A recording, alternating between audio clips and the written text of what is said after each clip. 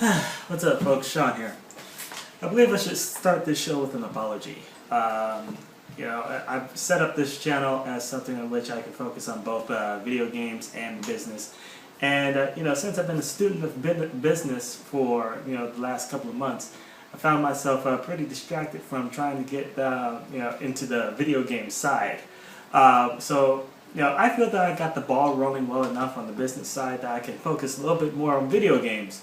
So we're going to really start that today with something that I really wanted to touch on ever since I started this channel. And that is a review of this baby right here, the HitBox. Now, this right here, even though it's been available for sale for the last 3 or 4 years now, correct me if I'm wrong, this thing is still pretty obscure. Not a lot of people know about this because it's only available through one source, and that is directly from the Huffer brothers themselves over at their website, HitBoxarcade.com. But a lot of fighting game fans out there have been heading over to the website and constantly checking to see whether or not they will have another rush available for sale.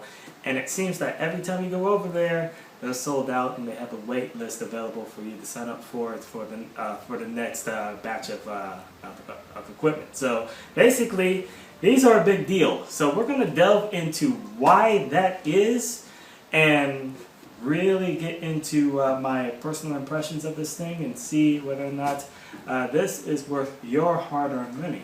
So without further ado, this is the HitBox review.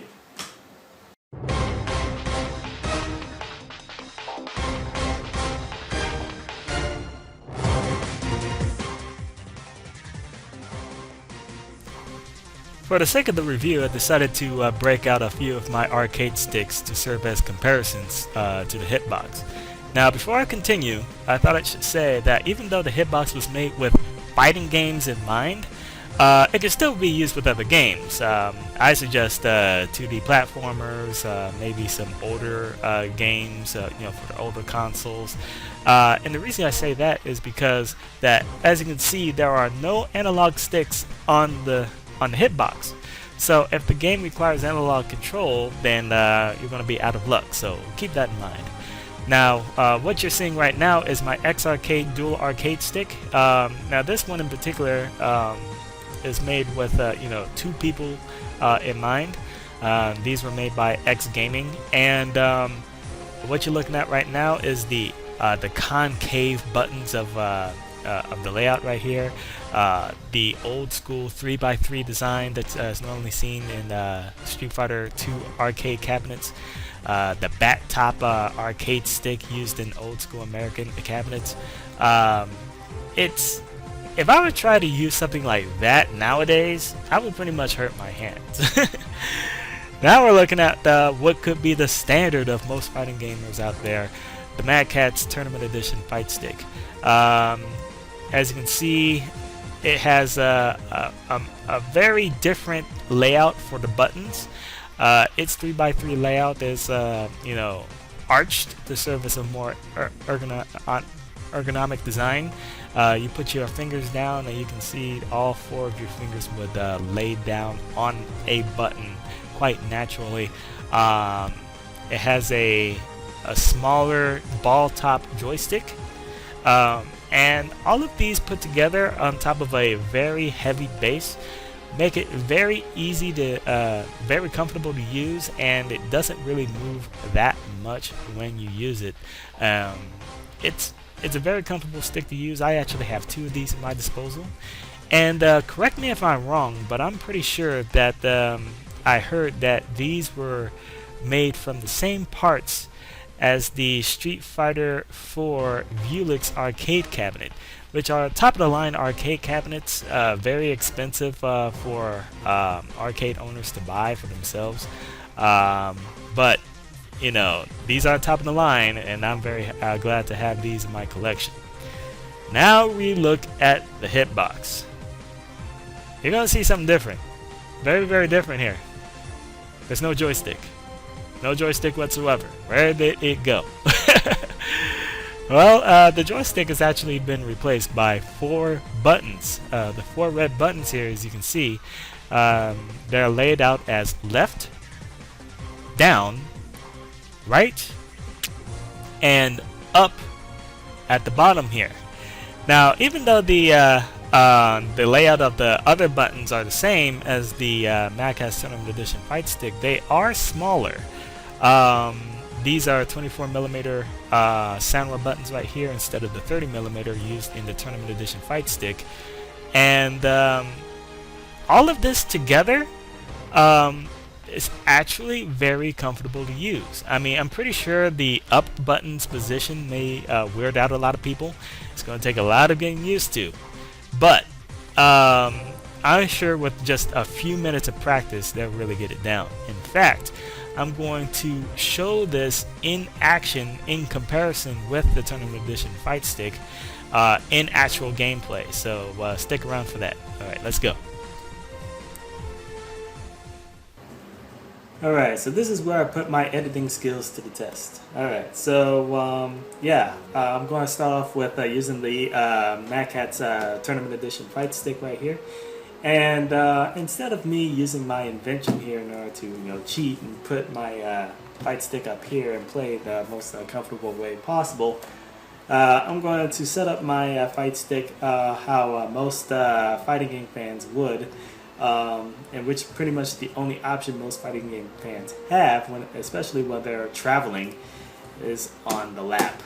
And I'm actually going to show you my hands and how I move around. I really want you to pay attention to how I move my hands and how much this thing moves, because I want you to give an idea the amount of effort I have to put into and performing the complex moves that these games have.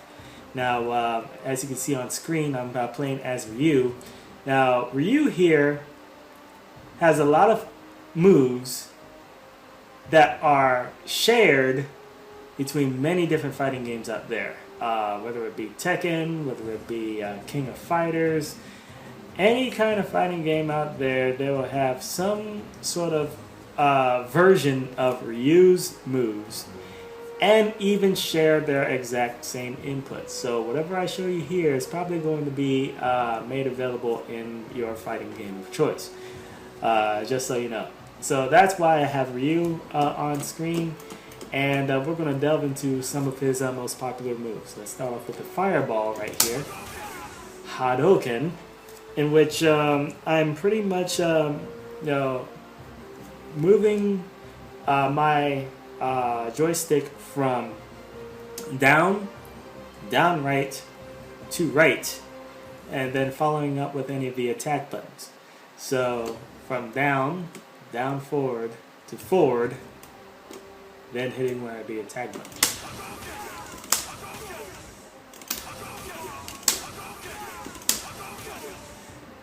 And this is one of the simpler special moves that Ryu has. Right now I'm going to actually show you the most complex moves he has, besides super combos like the Shinku Hadouken from other games. I mean, those moves back in the day were ridiculous. I'm actually going to show you the Dragon Punch, which has people move the joystick in sort of like a Z-like motion. Right, down, right, then hit one of the buttons. This is the most difficult move I could teach any person. But I want you to pay attention to my hands.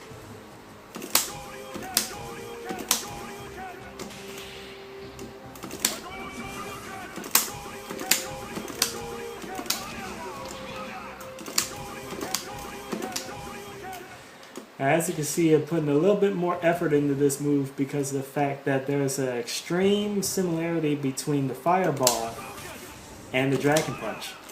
And the only difference between the two is the fact that in order to do the Dragon Punch, I'm pressing forward first, starting the motion for a Fireball, but stopping short before hitting a button. to really confirm that I'm doing a Dragon Punch instead of a Fireball after walking forward, I really jostle myself a bit, per se, really pull down the controller here to make sure that I stop at down forward. Making sure that my joystick doesn't go all the way forward to make him throw the fireball. Because if I do, then I'll have an inconsistent result if I don't put in that little extra effort. But that's just me. A lot of people have, spent a lot of time in the lab, a lot of time in training, I should say, really making sure that they fully have control over their characters, in which they can prevent having those errors happen to them, especially in tournament play. When you have hundreds or even thousands of dollars on the line, you definitely don't want that kind of mistake. So let's try to get these moves to come out consistently. Once again.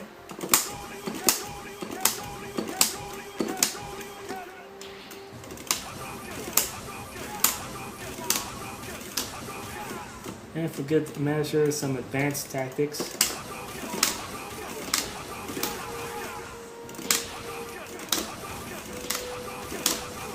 Instant air fireball. A lot of people like this technique because of the fact that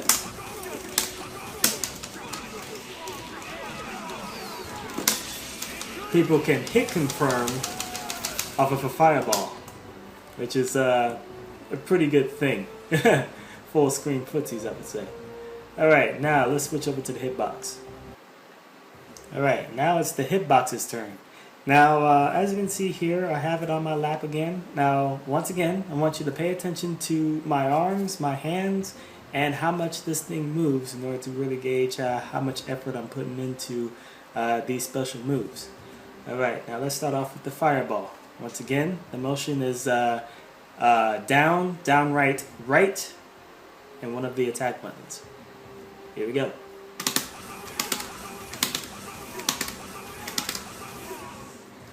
Pretty simple enough. Now, as you can see, not a lot of movement up here. Hardly any movement down here. Pretty cool stuff, right? Now, let's move on to that more complex move. The Shoryuken.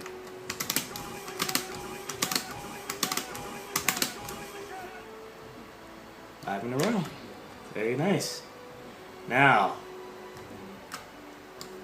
the reason why I'm able to do this so consistently without having to worry about performing the fireball is because of the fact that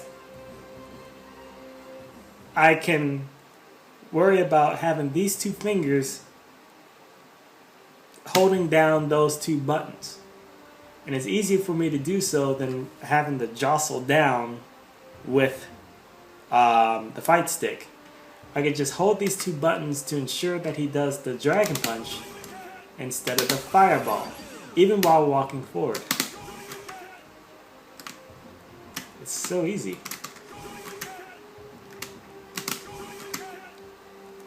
Usually when a person walks forward and then does the Dragon Punch motion, it usually equates to a Fireball. But for the hitbox, I don't really have to worry about that. So I'm able to consistently perform those two moves and not really have to worry about putting in any extra effort into the moves. I'm very relaxed as I do both of those moves. Pretty cool stuff. That's great for me. Alright, it's the hitbox's turn. So let's see if we can get that same combo here. Yeah, once again, we're starting off with an instant air fireball, which is, trying to get Ryu to throw a fireball as close to the ground as possible to allow him to follow up with a combo right afterwards. Alright, so here we go. Whoops.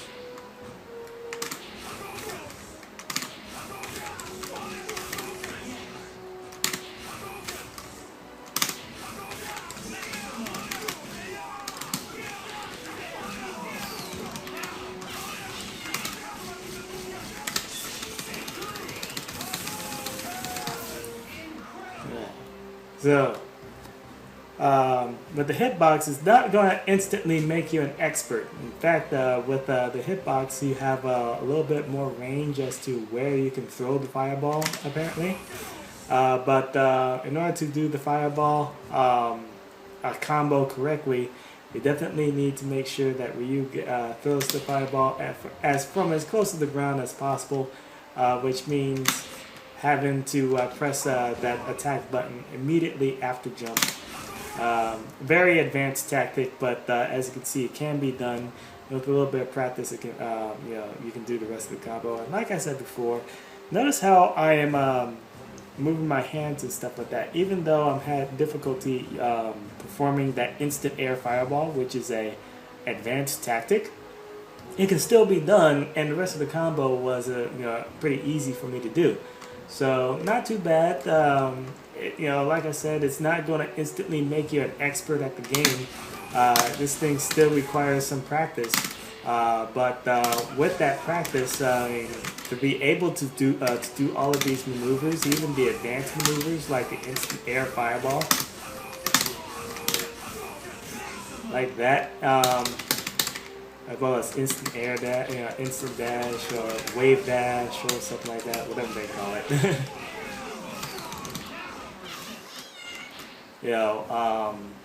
You can do all of these motions, and yet the only thing I'm doing is typing. I'm only typing, maybe mashing a little bit like this, but at the same time, I got all of my moves, all at my fingertips.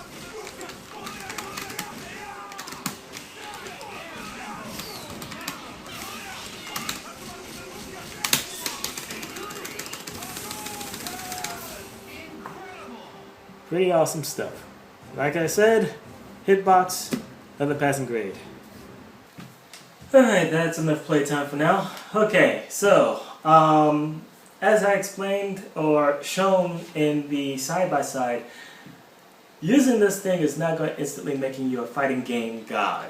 But, as I shown, the instant air fireball that I tried to do with the hitbox, apparently there's a lot more timing freedom in that because of the fact that you can hit the jump button at any time, which allows Ryu to hold to do the fireball from even more positions in the air.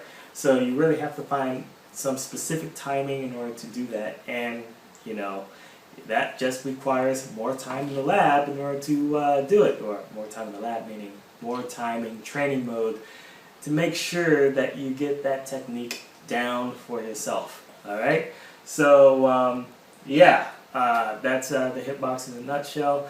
The main thing about the side-by-side comparison is that I'm only using my fingers, and because of that it makes it easier for me to perform the moves after I figured out how to do them, because I'm not putting in a lot of effort in order to perform them. I'm only using my fingers, I'm only typing, and that just feels a lot more natural to me, right? And because of that, natural, motion right there, I feel that I'm able to use the hitbox in more venues, right? Now let's talk about this cabinet that I have in front of me. I spoke about this cabinet before in a previous video. I pretty much made this in order to not only save space, but to serve as the perfect venue for me to use my joysticks here, right? But with the hitbox, I don't really need such special equipment. I can play this on my cabinet, I can play this on my lap, I can even play this on my bed, belly down, using my elbows to prop myself up and still be comfortable enough to play my favorite fighting game, because all I'm using is my fingers. And I'm pretty sure a lot of you out there would appreciate that if you decide to get your own hitbox. Now, before I end this video, I almost ended this video without bringing this up. I feel that is very important. I'm pretty sure a lot of you out there have had this question before, and if you haven't had an answer by now, I'll answer it for you. And this is going to talk about tournament legality, right, for the hitbox, right? Because back in the old days, back when this was at its prototype phase, there were a lot of exploitable functionality that the HitBox had that a lot of other peripherals didn't have. And that was the ability to do game-breaking things such as allow a character to block both ways by having the person hold both the left and right at the same time. I mean, you couldn't do that before with a joystick because, hey, it's a joystick. You can only choose one direction. But you actually have the ability to hold two directional buttons at the exact same time. And that allowed people to pretty much eliminate the threat of cross-ups. What a cross-up is that this pretty much puts a opponent in a position which they had to make a choice. Is that character's move going to hit them from the left side of their character or the right side of their character? It can either way depending on their position. Being able to hit both left and right at the same time pretty much eliminated that threat altogether, and if they saw such a move, they can pretty much hold both buttons and just block automatically and not worry about it. So that was an exploit that had to be addressed, and in the actual release versions of the HitBox, that has been addressed. So basically when a person holds left and right at the same time, they actually cancel their functionalities out and act as neutral. So no buttons are actually being pressed if both buttons are being pressed in actuality. Same thing goes for up and down, except that when you hold up and down at the same time, they act as up.